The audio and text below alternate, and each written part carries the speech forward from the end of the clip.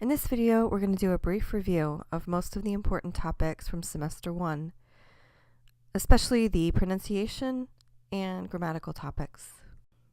If you remember, in Russian we have a set of vowel pairs that are hard and soft. These here are not vowels, they're the hard sign and the soft sign. I've used them just to represent hard and soft. The pairs go like this. They sound the same, but they have a different beginning of the sound. So, ya. It has this y sound at the beginning. O, yo. E, ye. U, you. U, I. This becomes important because of choosing endings later. Remember that we have vowel reduction, which means that when vowels are unstressed, they sound different. O is the most obvious. When it's unstressed, it sounds like ah or But can also sound like Yeah can sound like I or and ya can sound like I or Let's look at a couple of examples. If we have хорошо stressed on the end, these two O's sound different. Хорошо. Here we have the ye unstressed, so zdanie. And here we have both of the yas are unstressed, Япония.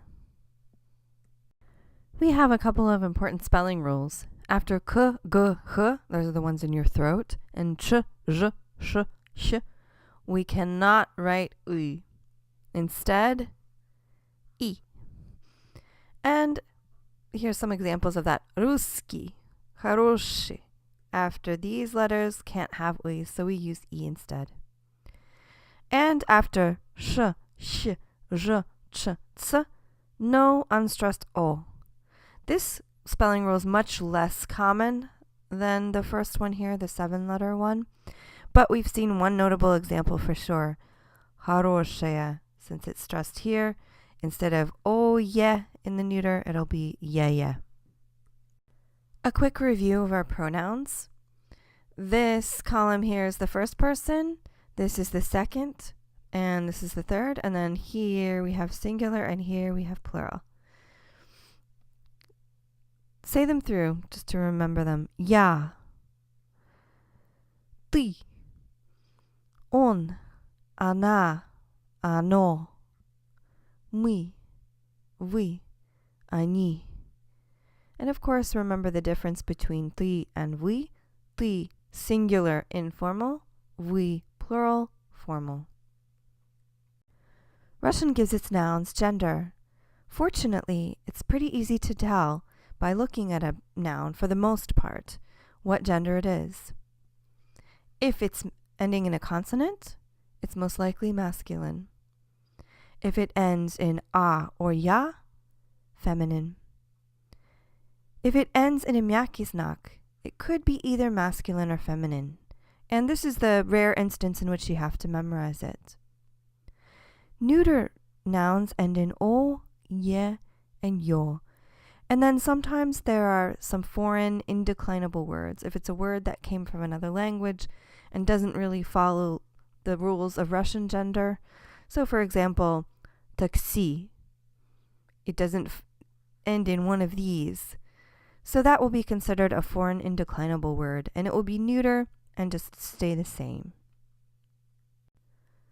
To make nouns plural, we either add on to the ending or change the ending to uy and I. Uy being the default, and then I we choose either if the word is soft or if we have a spelling rule in effect. We do have some exceptions, but that's the main rule. But for neuters, which in the singular end in o, ye, or yo, the plural becomes a or ya. Just as a review, take these words, identify their genders, and then identify what they would be in the plural. Let's identify all of our masculines. Masculine, institut, kurs. Slovar, and this is one you have to memorize. It ends in mjaki znak, so you can't tell by looking whether it's masculine or feminine. Учебник, роман, Герой. This one might seem tricky. It ends in и краткая. That's considered a consonant. And преподаватель. How about feminine? Аудитория. Библиотека. Школа. Тема. Экология. Литература. And let's identify the neuters. Занятие. Слово. Сочинение. And now let's see how we make plurals with these words. Институты. Курсы. No reason why they can't take the default. Аудитории. Ya, since it's soft, changes to E. Библиотеки. Why is this one E? Because of the spelling rule. This one's занятие is neuter. So ye will change to ya. It's soft. Слово also neuter. O changes to a. Slova.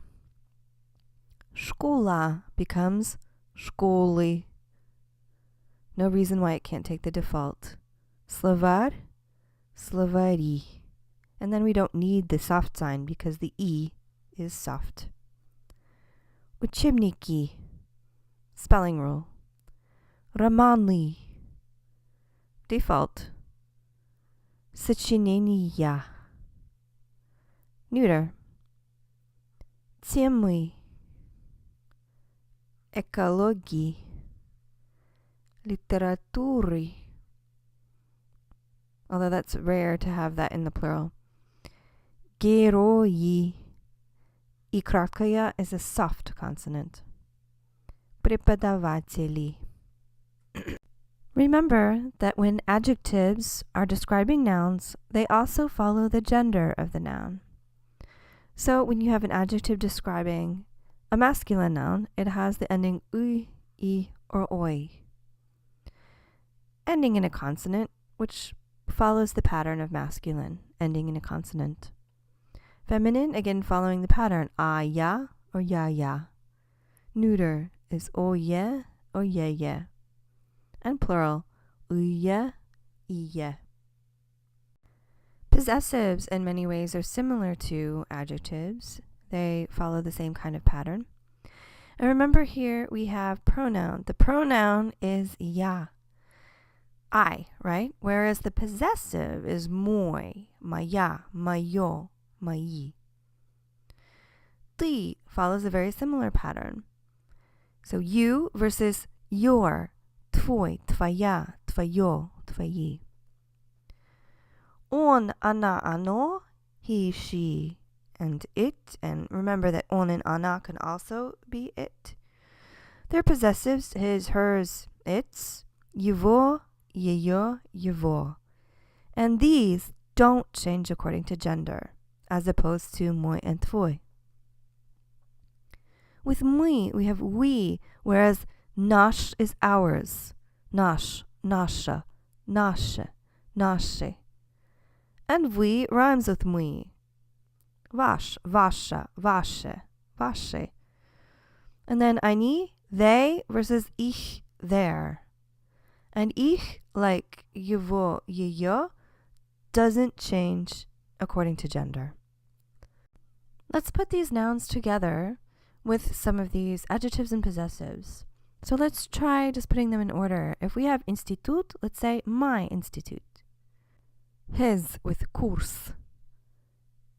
Ours with auditoria. Theirs with biblioteka. Russian, занятие. Слово with good. New, школа. Interesting, словарь. And the right column as well. Try it. Мой институт. Его курс. Наша аудитория. Их библиотека. Русское занятие. Хорошее слово. Новая школа. Интересный словарь. Мой учебник. Его роман. Наше сочинение. Их тема. русская экология, хорошая литература, новый герой, интересный преподаватель. And we started working with verbs. Here I have 2 examples of verbs, жить and читать, which are slightly different but both considered part of the first conjugation pattern. We'll be seeing the second one soon, but it's very similar. Я живу, ты живешь, он живет, мы живем, вы живете, они живут. Я читаю, ты читаешь, она читает, мы читаем, вы читаете, они читают. Remembering these patterns and maybe choosing one verb as an example verb that you remember can be helpful here. I recommend choosing читать because many verbs follow a similar pattern to читать. But also remember that the infinitive doesn't always tell you what the pattern will be. We'll see more of this upcoming with this semester.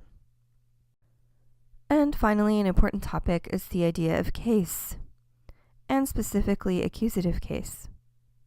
When something's the subject of the sentence, the nominative case. Like here, Maria is the one who's in the nominative case. That's the person who does the action. Whereas Alexander here is in the accusative. Alexander is receiving the action. Maria любит Alexandra. And this is how we know who's doing what. If we switch it around and make Alexander the subject, putting him in the nominative case, then Maria is the direct object, the person receiving the action. Alexander любит Марию. Here's a couple other examples. Я читаю книгу. Мы убираем комнату. For the most part so far, we have focused on the feminine in the accusative case, but we will be learning more about the accusative case, and we will be learning more cases upcoming this semester.